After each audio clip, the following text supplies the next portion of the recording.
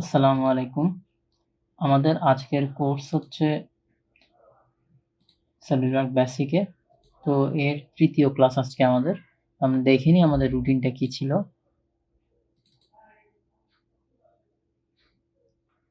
এটা আমাদের SolidWorks basic কোর্সের রুটিন। ৫ তারিখে class, sketch, dimension and 2D drawing এই বিষয় নিয়ে। এখন বিষয়টা হচ্ছে আমরা প্রথমে জেনেছি ইউজার ইন্টারফেস সম্পর্কে, পার্ট কাকে বলে, অ্যাসেম্বলি, ড্রয়িং এসব বিষয় নিয়ে।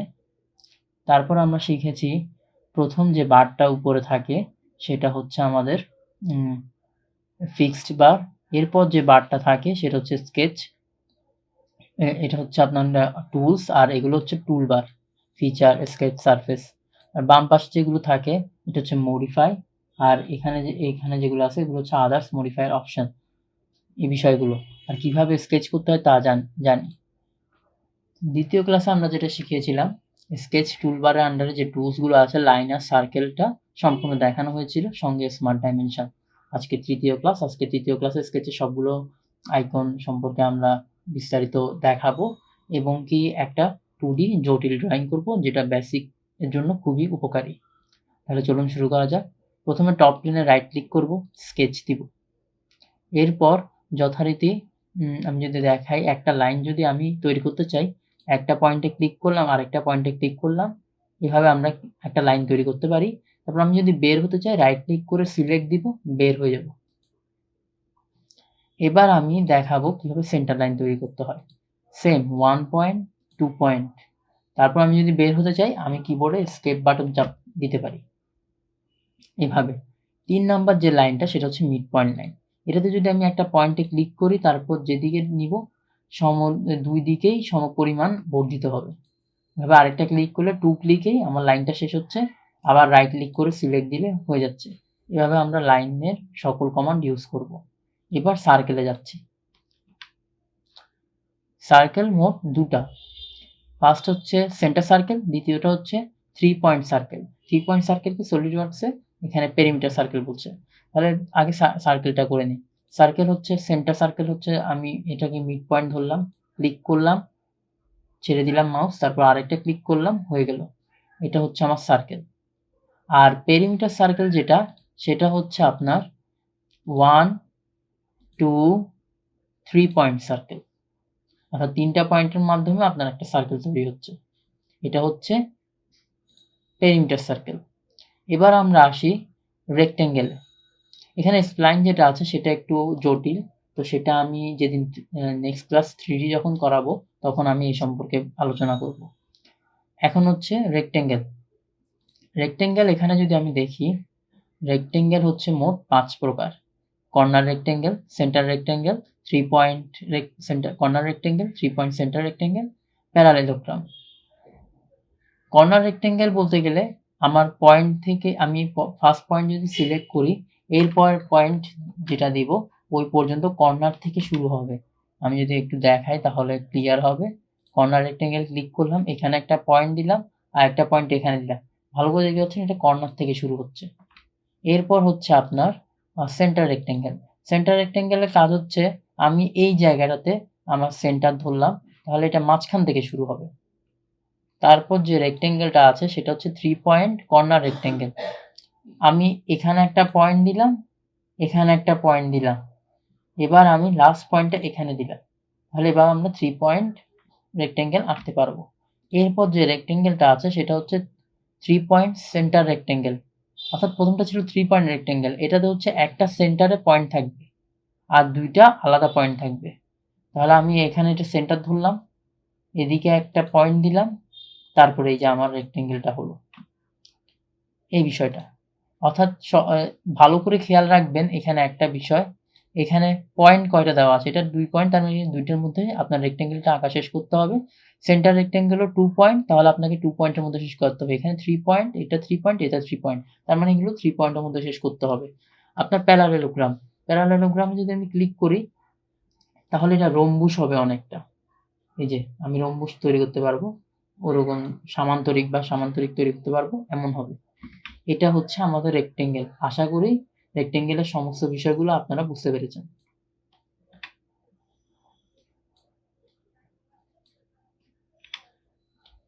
এবার আসছি centre point arc, tangent arc, 3 point arc. Arc বলতে বোঝায় অর্ধবৃত্ত। তাহলে আমি এখানে যদি প্রথমে সেন্টার পয়েন্ট আর্কটা নিই, আর সেন্টার পয়েন্ট আর্ক মানে হচ্ছে একটা সেন্টার থাকবে, তারপর এখানে একটা পয়েন্টে ক্লিক করলে এই যে এখান থেকে আমার অর্ধবৃত্ত তৈরি করতে পারতেছি। আমি আরেকটা এখানে ক্লিক করলাম, এটা হচ্ছে আপনার সেন্টার পয়েন্ট আর্ক। তারপর এরপর হচ্ছে ট্যানজেন্ট আর্ক। ট্যানজেন্ট আর্কটা কখন কাজ করবে? ট্যানজেন্ট আর্কটা একটা বৃত্ততেই কাজ করবে। যেমন হচ্ছে আমি এখান থেকে যদি ক্লিক করি, আমাকে লেখা হচ্ছে কি, please select an end point of the sketch segment. অর্থাৎ ট্যানজেন্টটা কাজ করবে শেষ বিন্দু থেকেই শুরু করলে, এই যে এইভাবে, এটাই ট্যানজেন্ট 2 পয়েন্টের, বা এখান থেকে এটা, বা এভাবে, এটা হচ্ছে ট্যানজেন্টের কাজ।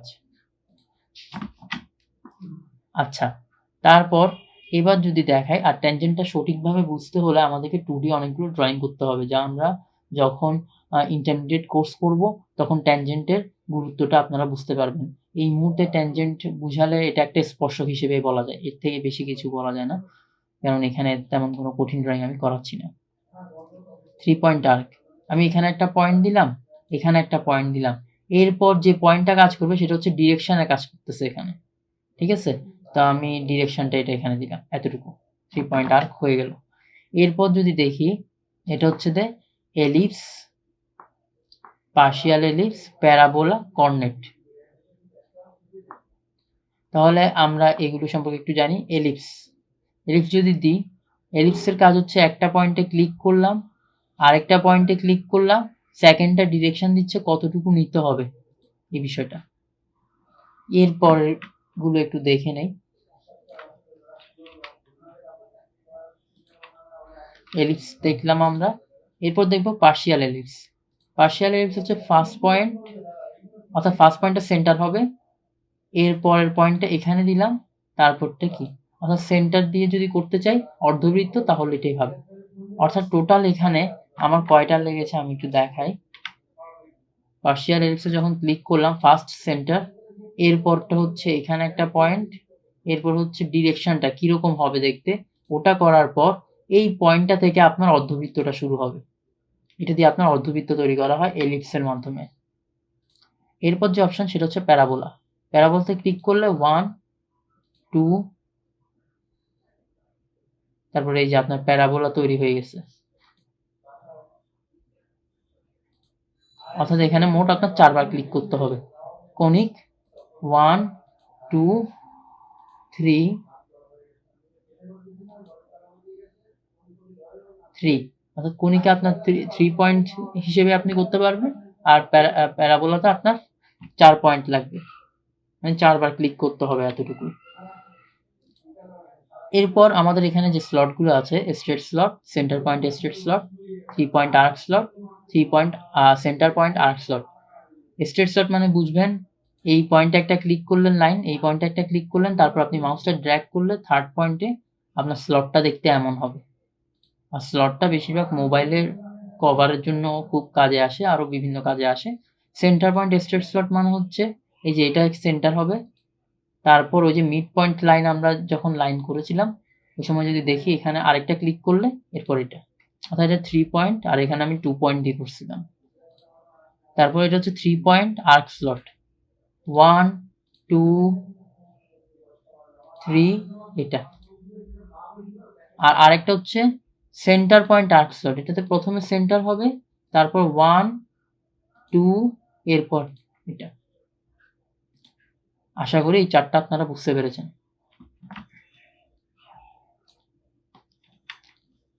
এরপর আমাদের আসে পলিগন। পলিগনটা বহুল পরিচিত, পলিগনটা আপনার নাটের জন্য সবচেয়ে বেশি ইউজ হয়। যেমন হচ্ছে আমি এখানে একটা সার্কেল তৈরি করলাম, আমি ফিচার্সে গেলাম, এটা জাস্ট আপনাদের শো, এটা অনেকটা নাটের অংশ, ঠিক আছে? তো পলিগনটা মেইনলি নাটের জন্য ইউজ হয়। তো পলিগনটা হচ্ছে সিম্পল একদম সার্কেলের মতো। আমি এটাতে ক্লিক করব, সেন্টার সিলেক্ট করে জাস্ট এখানে একটা ক্লিক করলে হয়ে যাবে এটাই। তারপর হচ্ছে ফিলেট। ফিলেটের কাজটা কেমন? ধরুন আমি একটা রেক্টেঙ্গেল আঁকলাম, কর্নার রেক্টেঙ্গেল আঁকার পর স্মার্ট ডাইমেনশনের মাধ্যমে এটার মাপটা দিলাম আমি 25, ওকে এটার মাপটা দিলাম আমি 16। এটা একটা রেক্টেঙ্গেল তৈরি করলাম স্মার্ট ডাইমেনশনের মাধ্যমে। এরপর যে কাজটা করলাম, ফিলেটে ক্লিক করে এই পয়েন্টে ক্লিক করলাম, দেখেন আপনার ফিলেটটা অনেক বড় হচ্ছে, তাহলে 10-এর জায়গায় আমি এখানে দিব 2। এভাবে আমার ফিলেটটা হবে। এটা হচ্ছে ফিলেট। আর যদি আমি এখানে আরো একটা অপশন আছে যে স্কেচ চেম্বার করতে চাই, 1 দিলাম, 2 দিলাম, এখানে 10 দেখাচ্ছে, আমি এখানে 10 না দিয়ে দিলাম 2।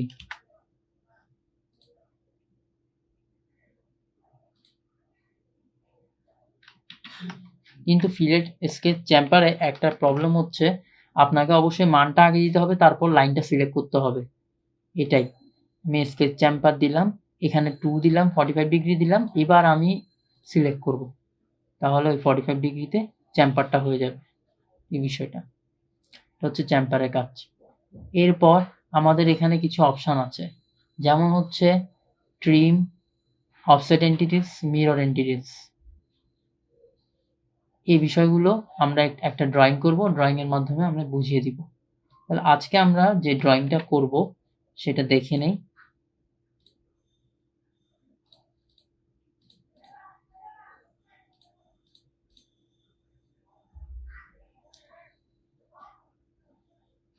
আজকে মেবি এটা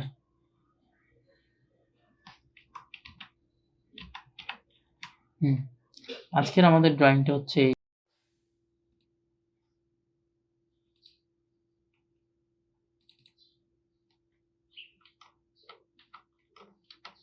হ্যাঁ, আমাদের ড্রয়িং ছিল এটা। তো আমরা এই ড্রয়িংটা করার জন্য যে কাজটা করব, যেহেতু এখানে সবকিছু নির্দিষ্ট মাপে দেওয়া নেই, তাই বেসিক একটা ড্রয়িং তৈরি করব আমরা এখান থেকে। তো এখান থেকে যদি আমি তৈরি করি, প্রথমে আমি যেভাবে করব তা আমি দেখাচ্ছি। আমাকে কেবল এতটুকু মনে রাখতে হবে, এখান থেকে এতটুকু ওভারঅল দূরত্ব হচ্ছে আপনার 110, আর এদিকে 130, আর এদিকে আপনার 130। তো আমি করে নেই আগে, file, new.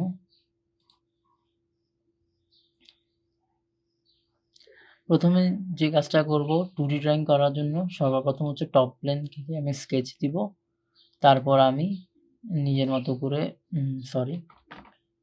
Centre line select করব।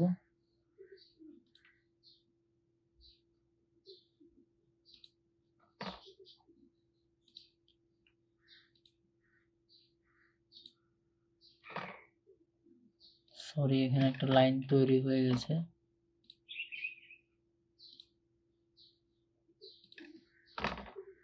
লাইনটাকে সিলেক্ট করে ফর কনস্ট্রাকশন দিব, তাহলে সেন্টার লাইন হবে। এরকম দুটো লাইন তৈরি করার পর, এরপর আমি যে কাজটা করব, এখানে আপনার এই লাইনটার মিড পয়েন্টটা খুঁজে বের করব। এই লাইনটার মিড পয়েন্ট হচ্ছে এটা, আর এই লাইনের মিড পয়েন্ট হচ্ছে আপনার এটা। দুইটা লাইন আঁকার পর এই লাইনটার আমি ডাইমেনশন দিব 130,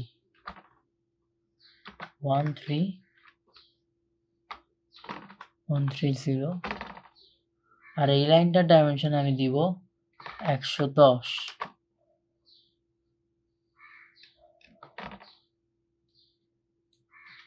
ছোট হয়ে গেছে, সেক্ষেত্রে যে কাজটা করব,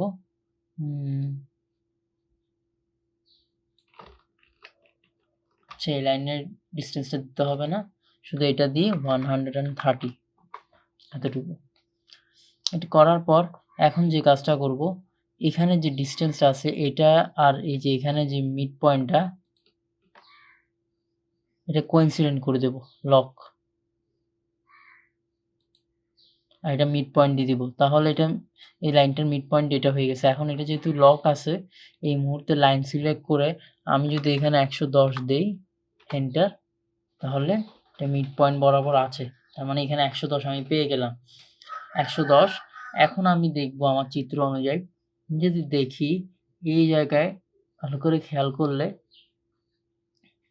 আমার প্রথমে একটা স্ট্রেট স্লট আঁকতে হবে, স্ট্রেট স্লটটা অনুযায়ী হবে। এখন স্ট্রেট স্লট যদি করতে চাই, আমাকে মাথায় রাখতে হবে স্ট্রেট স্লটটা কেমন হবে, কি দিয়ে করব।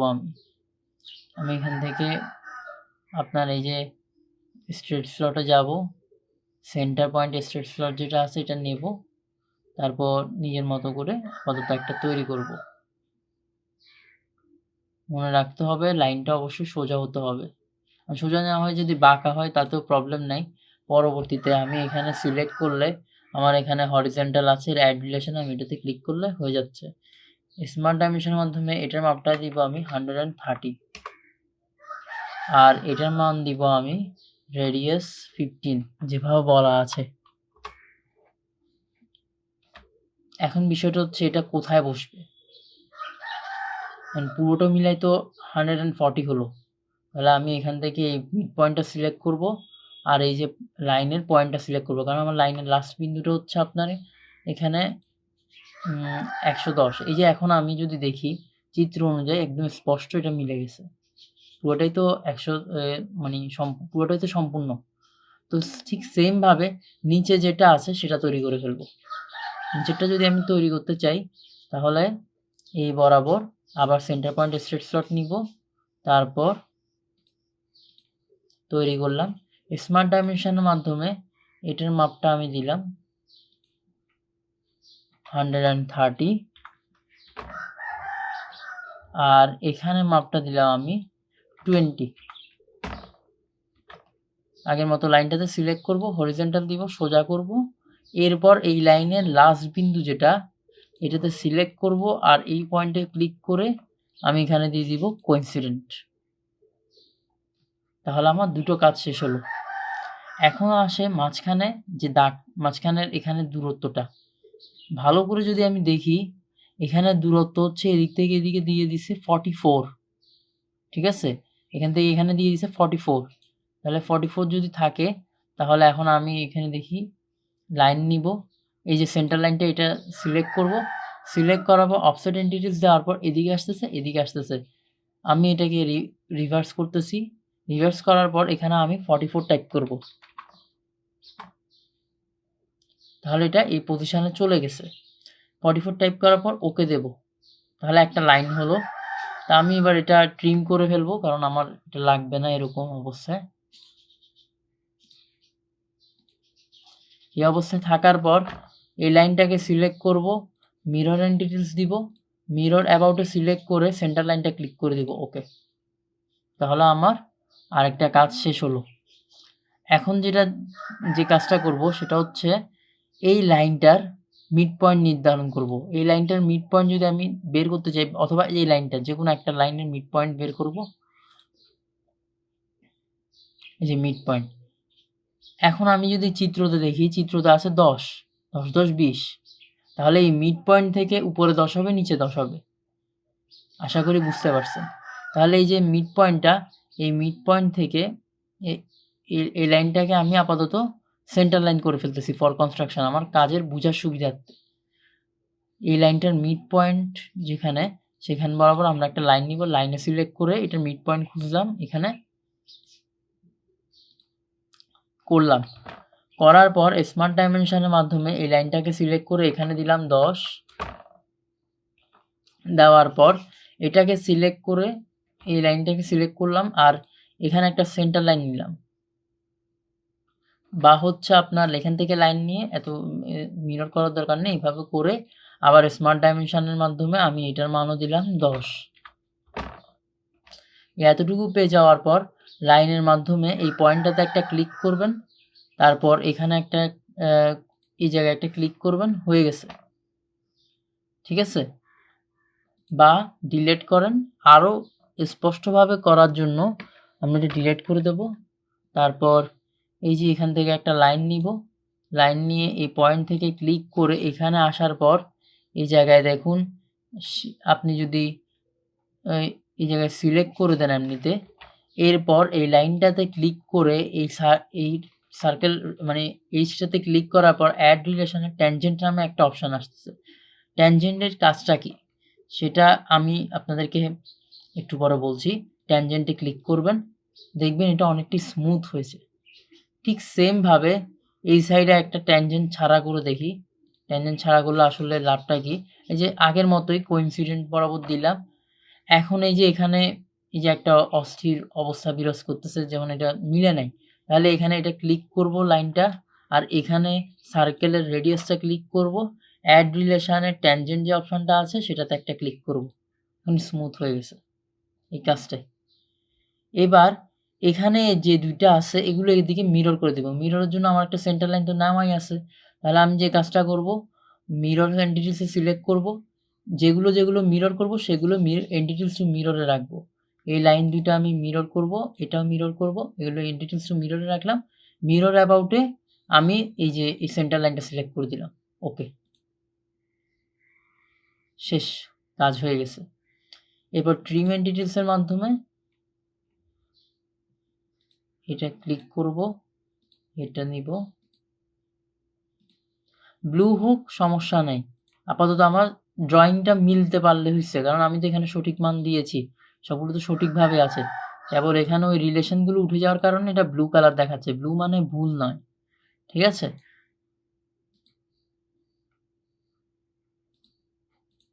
ওকে, কাজটা শেষ করার পর এই যে ঠিক এই জায়গাতে একটা আমি খুব ভালো করে জানি যে এখান থেকে এখানে এই যে লাইনটা ফর কনস্ট্রাকশন হলে আমরা এখান থেকে একটা সার্কেল তৈরি করব।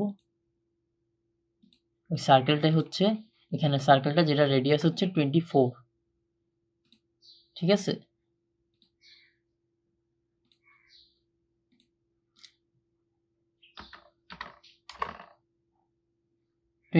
এখন এটা ডায়া হয়েছে, ডায়া থেকে আমি রেডিয়াসে কিভাবে কনভার্ট করব?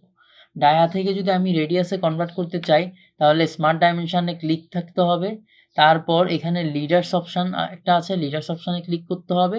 লিডার্সে ক্লিক করার পর উইডনেস লিডার ডিসপ্লে যে অপশনটা আছে ওখানে নিচে এই যে রেডিয়াসে ক্লিক করব, রেডিয়াস 12 আসতেছে, কিন্তু আমার কত দেখালো?